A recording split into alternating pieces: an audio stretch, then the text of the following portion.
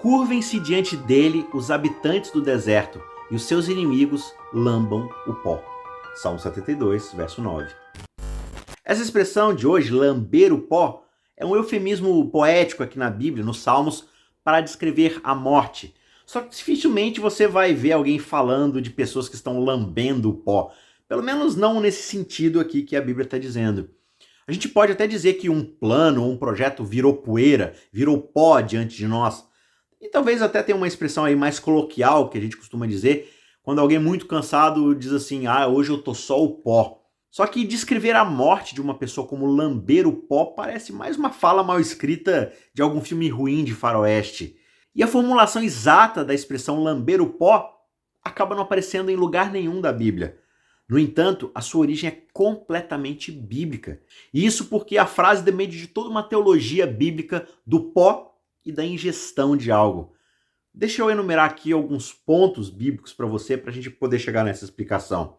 Lá em Gênesis, no capítulo 2, o homem, Adão, e toda a humanidade foi feita a partir do pó. E em Gênesis 3, o homem, que é pó, ouve a serpente, isso é, Satanás, e assim ele deve regressar ao pó da qual foi formado. E o próprio Satanás é amaldiçoado a comer pó todos os seus dias. Isso está lá em Gênesis 3, verso 14.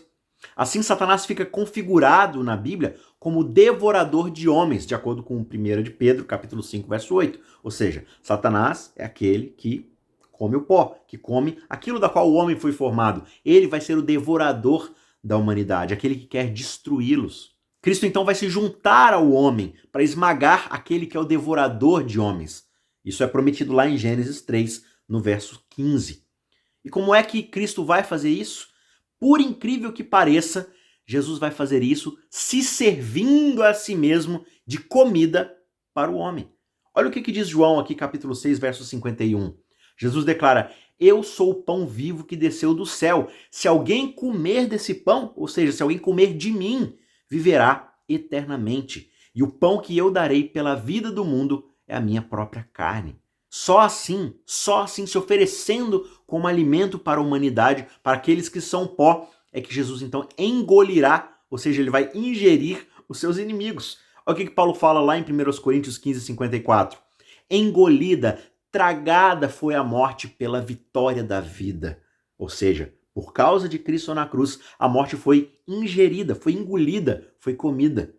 Agora, aqueles que não comem de Cristo, que não comem da sua carne, que não bebem do seu sangue, esses um dia, no julgamento, serão comidos. Apocalipse 19, 17 e 18 pinta uma cena terrível, que diz assim, então vi um anjo posto em pé no sol, e ele gritou com voz forte, dizendo a todas as aves que voam pelo meio do céu, venham, reúnem-se para a grande ceia de Deus, para comer carne de reis, carne de comandantes, de poderosos, carne de cavalos e cavaleiros, carne de todos, quer livres, quer escravos, tanto pequenos como grandes.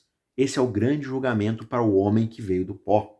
Só que aqueles que comem de Cristo acabam se juntando a ele para esmagar o devorador de homens, como Paulo diz lá em Romanos 16, verso 20. Ele diz, o Deus da paz em breve esmagará Satanás, esse devorador de homens, esse que rasteja no pó por debaixo dos pés de vocês. Portanto, Satanás vai comer pó todos os dias da sua vida, até finalmente ser esmagado em definitivo, como pinta pra gente essa cena, Apocalipse 20, verso 10. E todos aqueles que seguem Satanás também lamberão o pó. Quem diz isso é Miqueias, no capítulo 7, verso 17. E também o nosso verso de hoje, Salmo 72, verso 9.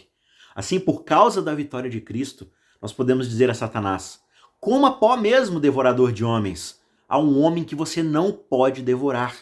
Ele te engoliu diante da morte. O nosso alimento será a carne do homem que desceu do céu para ser o nosso pão. E quanto a você, você lamberá o pó para sempre, até ser esmagado em definitivo.